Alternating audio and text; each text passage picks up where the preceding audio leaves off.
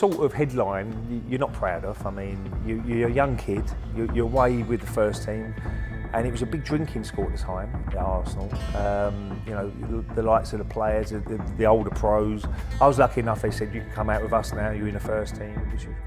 There are footballers who get remembered for trophies, and there are footballers who get remembered for being exactly, perfectly themselves. Ray Parlour was the second kind, a boy from Romford who ran onto the biggest stages in English football and never once pretended to be anyone other than who he was. 3 Premier League titles, 3 FA Cups, an FA Cup final goal that people still talk about in reverent tones. And yet, somehow, when you sit with the full picture of his career, something doesn't quite add up. I am Oliver, and this is Sport Icons. So how does a player who gave everything he had to Arsenal, to England, to the game itself, end up carrying regrets that his own daughter felt the need to finally speak about openly? Ray Parlour was born in Romford, Essex in 1973, and he came up through Arsenal's youth system at a time when Highbury was still building towards something. He wasn't the most gifted player in any squad he joined. He wasn't the one whose name got whispered as a future star, in the way that the technically decorated players around him did. What he had was something harder to teach and easier to overlook: relentless, honest, committed work across 90 minutes every single match, without any of the vanity that sometimes came packaged with genuine ability. He made his senior debut in 1992, and by the time Arsene Wenger arrived in 1996, Parlour had already established himself as someone the club could rely on. Wenger's arrival changed everything about how Arsenal trained, how they ate, how they thought about their bodies, and how they approached the game tactically. Players who'd been coasting on natural ability had to reckon with a new standard. Parlour, to his credit, adapted. He became the engine in midfield that the more celebrated players around him depended on, the one who pressed when others held back and recovered ground that nobody else bothered to track. The nickname Romford Pele arrived with a grin attached to it, as those kinds of nicknames usually do. It was a joke, obviously, a bit of dressing room comedy about the gap between where he was from and what he was doing. But Parlour wore it easily because he understood something a lot of footballers never quite grasp. A player who knows exactly what he is and delivers it without apology is worth more to a team than a player who half delivers something bigger. By the time the invincible season arrived in 2003 to 2004, Parlour had won 2 league titles, contributed to cup runs that had taken Arsenal back to the top of the English game, and scored one of the great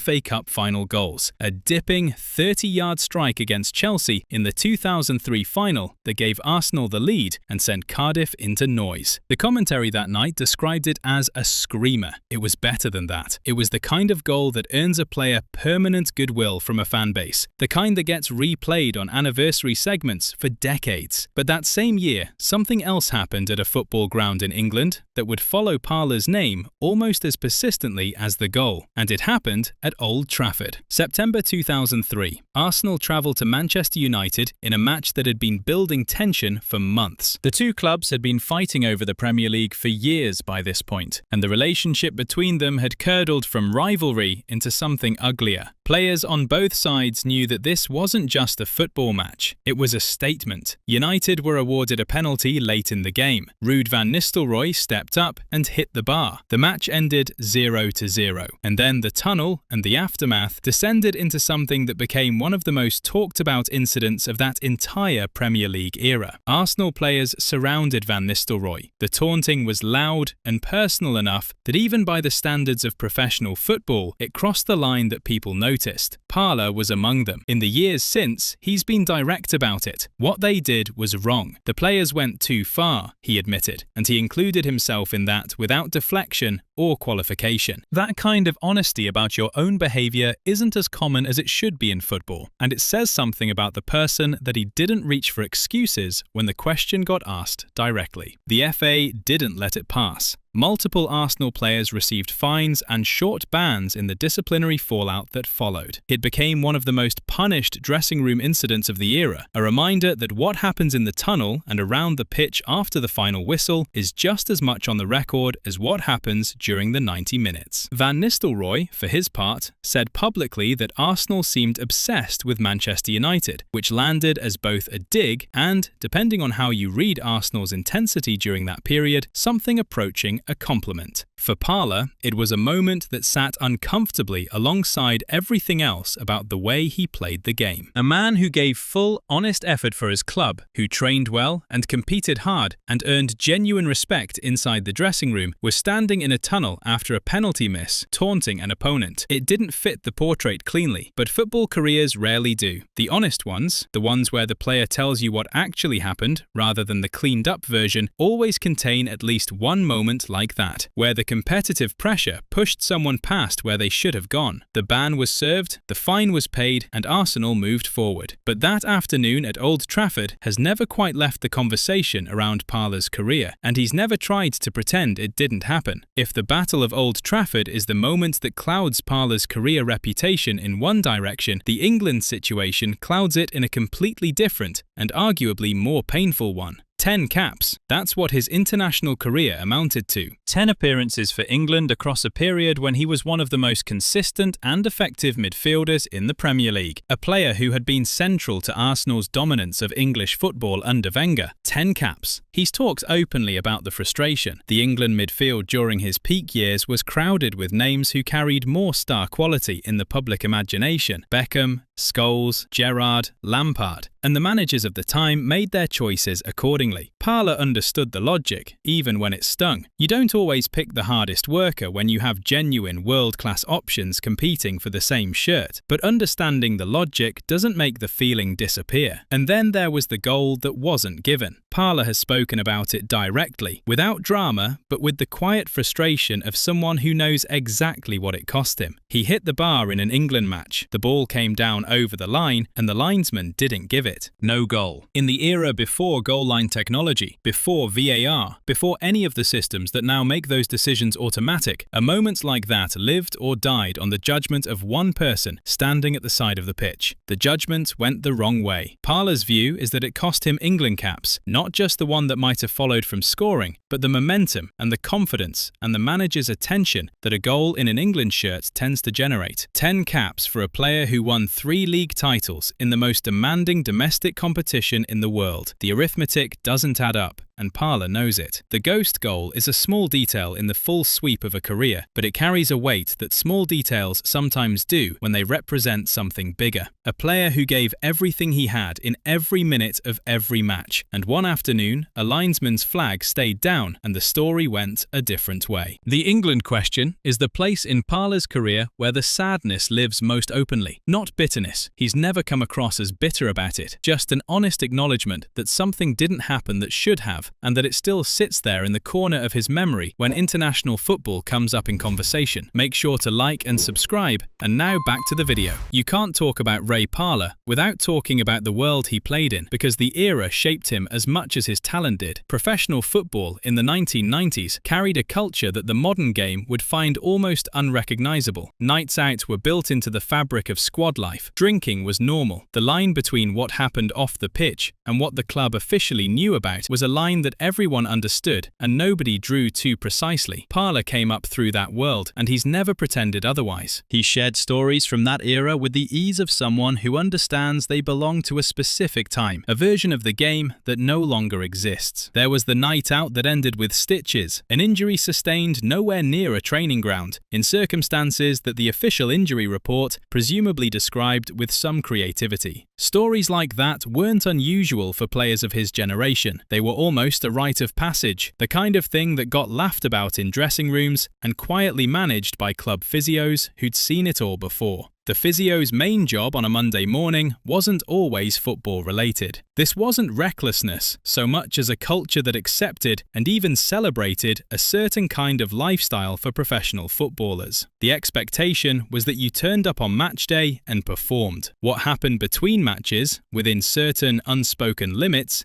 was largely your own business. Parlour operated inside those norms comfortably, and his performances on the pitch suggest the lifestyle never seriously undermined his output in the way it derailed other players of that generation. But there's something worth sitting with in the contrast between that world and the one Wenger brought to Arsenal when he arrived in 1996. Suddenly there were nutritionists and detailed training programs and a manager who genuinely believed that what you put in your body on Tuesday determined what you produced on Saturday. Some players couldn't make the adjustment. Parlour did. He modernised without losing who he was, which is genuinely harder than it sounds when the culture you grew up in is telling you one thing and your new manager is telling you the opposite. The old football culture gave him some of his best stories and some of his worst decisions. That's probably true of most players who came through in that era. The difference with Parlour is that he'll tell you both, without reaching for spin. Ray Parlour left Arsenal in 2004, spent seasons at Middlesbrough and Hull City, and retired in 2007. And then, the real difficulty began. He's talked about it honestly, in the way he tends to talk about the difficult parts of his life. Retirement from professional football isn't a gentle transition, it's a removal. One day you have a structure that organises every hour of your existence, training schedules, match days, team meetings, the physical routine that your body has built itself around over 15 years, and the next day you don't. The dressing room, which is a very particular kind of community, one built on shared physical hardship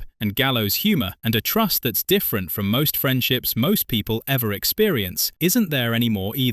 Parlour has spoken about the mental challenge that this presents for retired footballers, and he's spoken about it in terms that go beyond the generic "it's a difficult transition" language that public figures often reach for when they want to acknowledge something without fully committing to it. The loss of routine is real. The loss of identity is real. A footballer's sense of who they are is built so completely around the game, around the daily rhythm of preparation and competition, that when that rhythm stops, the question of who you actually are without it becomes genuinely hard to answer. His daughter has spoken about what that period looked like from the outside. The man who'd been a constant, energetic, always-on presence through her childhood, the one who treated every day like a warm-up for something bigger, went through a quieter, more uncertain version of himself when the structure disappeared. It wasn't a dramatic collapse. It was the subtler, harder-to-name difficulty of a person trying to find their footing in a life that no longer had the architecture they'd always relied on. This is a problem that professional football has been slow to address properly. The support systems exist at clubs while players are playing. The moment a player walks out the door for the last time, that support largely walks out with them. Parlour has become one of the more candid voices in conversations about what retired footballers actually face. Not because his story is the worst version of it, but because he's willing to describe it plainly, rather than wrapping it in the language of resilience and moving on. The drinking culture he'd operated in easily during his playing days looks different when the structure of the game is no longer holding everything together. The social habits that were harmless inside the rhythm of a professional football season can find a different set of consequences when that rhythm is gone. Parlour hasn't hidden from that reality either. The details his daughter confirmed weren't designed to damage him. They were offered in the spirit of honesty about what life after football actually costs the people who lived it most fully. She talked about watching her father navigate the loss of the game, the way it changed him in ways that were visible to the people closest to him, even when he was presenting a composed front to the wider world. The adjustment wasn't clean. The man who'd been the Romford Pele, who'd scored that goal in Cardiff, who'd been one of the last players to cross the white line in Arsenal's invincible season, spent a period of his life finding out who he was when none of that applied anymore. It's a conversation that more families of retired footballers could probably have if the culture around it made honesty easier. The expectation, especially for players of Parlour's generation, was that you got on with it. You didn't make the difficulty public. You found something else to do, stayed involved in media or coaching or after-dinner speaking, and kept the harder parts to yourself. Parlour has moved through all of those phases. The media work has kept him visible and connected to the game, but visibility isn't the same as resolution, and connection to the game through a microphone is a long way from what the game actually felt like when he was inside it. What his daughter confirmed, in the end, was something that people who'd watched Parlour's career had probably sensed without being able to name it. The 10 caps instead of 50, the FA ban, the culture he'd come through that didn't always serve the person it was supposed to be protecting. The retirement that arrived without a manual. None of it cancels the goal in Cardiff. None of it cancels 3 league titles and the respect of teammates who describe his work ethic with the kind of language usually reserved for players who got more public credit than he did. The tragedy in Parlour's story isn't loud. It's the quiet kind. The distance between what a fully realised version of his career might have looked like and what the combination of his era, his circumstances, and a linesman's decision on one afternoon actually produced. Ray Parlour gave professional football everything he had, for as long as he had it to give. The trophies are real. The goal is real. The respect he earned inside dressing rooms across 15 years of honest, committed work is real. But the full story, the 10 caps, the ghost goal, the tunnel at Old Trafford, the retirement that hit harder than anyone outside his family knew, is more complicated than the Romford Pele nickname ever suggested. Send some love his way in the comments below, and if this story meant something to you, hit the like button and subscribe for more stories like this one.